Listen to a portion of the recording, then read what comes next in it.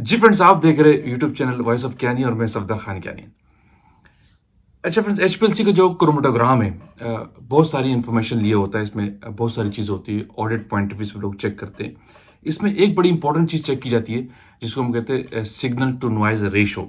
अब ये बेसिकली क्या है और हम क्यों इसको कैलकुलेट करते हैं, इसकी इंपॉर्टेंस क्या है आपकी एनालिसिस में, कोई इंटरफेरेंस है या नहीं, और किस स्टेज पे आप इसको कैलकुलेट करते हैं, और इसका मैन्युअली क्या फार्मूला होता है अगर आपने चेक करना हो तो आज इस वीडियो का फोकस ये, बहुत सारे सवाल थे, इस हवाले से मेरे पास मेल्स भी आ रही थी कि बेसिकली क्रोमेटोग्राम के ऊपर सिग्नल टू नॉइज रेशो क्या है और हम कैसे कैलकुलेट करते हैं। मेरी डिस्कशन पहले भी हुई थी, लेकिन मैं आपको रिव्यू कर देता हूँ कि बेसिकली बहुत इंपॉर्टेंट चीज़ जो एचपीएलसी पे यूजर है, एचपीएलसी का जो एनालिस्ट है, उसको अवेयरनेस हो कि भाई ये है क्या सिग्नल टू नॉइज रेशो।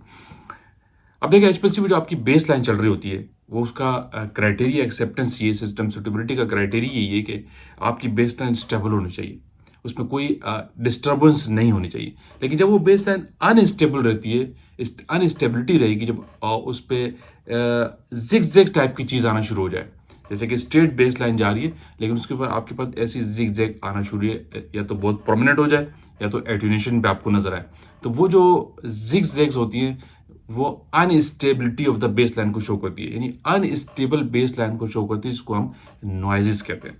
यही नॉइजेस कहलाती है जो बेस लाइन पे अनस्टेबिलिटी शो कर रहे होते हैं।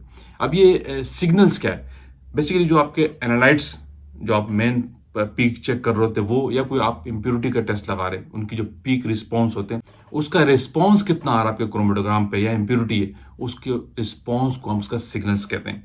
अब ये जो सिग्नल्स है किसी इम्प्योरिटी का या किसी आपकी प्रोमिनेंट पीक का, इसके दरमियान और जो आपकी नॉइजेज आ रही बेस लाइन में, इसके दरमियान जो रेशो होता है उसको हम सिग्नल टू नॉइज रेशो कहते हैं। ये निकाला जाता है, बाकायदा सिस्टम सुटेबिलिटी का पैरामीटर है, आपके क्रोमेटोग्राम पे ये कैलकुलेट किया जाता है। अब फार्माकोपिया का चैप्टर यूएसपी फार्माकोपिया 621 में इसका फार्मूला भी गिवन है कि अगर आप मैनुअली भी निकालना चाहे तो आप निकाल सकते हैं। इसका फार्मूला नॉर्मली जो गिवन है एस ओवर एन, यानी signal to noise ratio equal to 2h upon H है, यानी 2h अपॉन एच, दो हाइट्स, दो पीक्स के हाइट्स के दरमियान, यानी जो आपकी इंप्योरिटी की पीक से और दूसरा आपका जो नॉइजेस की जो रिस्पॉन्स आ रहे हैं उनके दरमियान रेशो को इस तरीके से मैनुअली फार्मूले से भी आप कैलकुलेट कर सकते हैं। फार्मूला मैं आपको स्क्रीन पे दिखाऊंगा।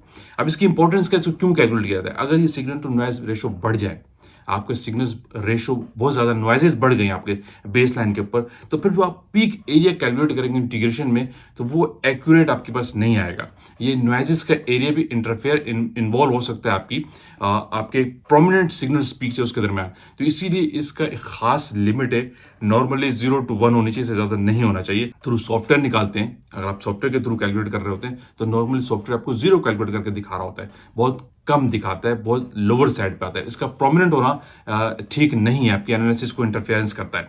तो इसीलिए इस तरीके से आप दोनों रेशो को भी निकाल सकते हैं, जो मैनुअल फॉर्मूला। लेकिन नॉर्मली जो आपका ब्लैंक इंजेक्शन लगता है एचपीएलसी पे, उसमें आप चेक करो, तो कुछ लोग इसको आप सैंपल स्टेज पे भी चेक करते हैं, लेकिन अच्छी प्रैक्टिस यही है कि आप ब्लैंक पे इंटरफेरेंस देखें, क्योंकि ये बेसिकली एक नॉइज इंटरफेरेंस है आपके एनालिसिस में।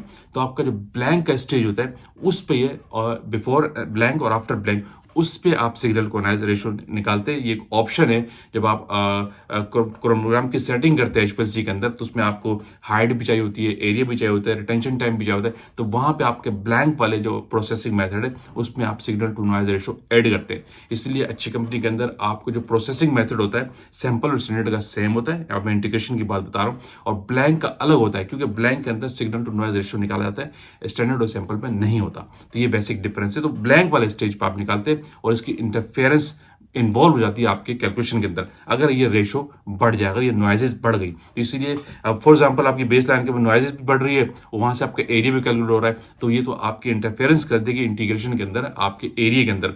तो इसीलिए इनका एक खास लिमिट में फार्माकोपिया आपको कह रहा है इससे ज्यादा नहीं होना चाहिए, इससे ज्यादा होगा तो आपके रिजल्ट इफेक्ट हो सकते हैं। तो ज्यादा नॉर्मली 0 to 1 होता है, इससे ज्यादा अलाउ नहीं है।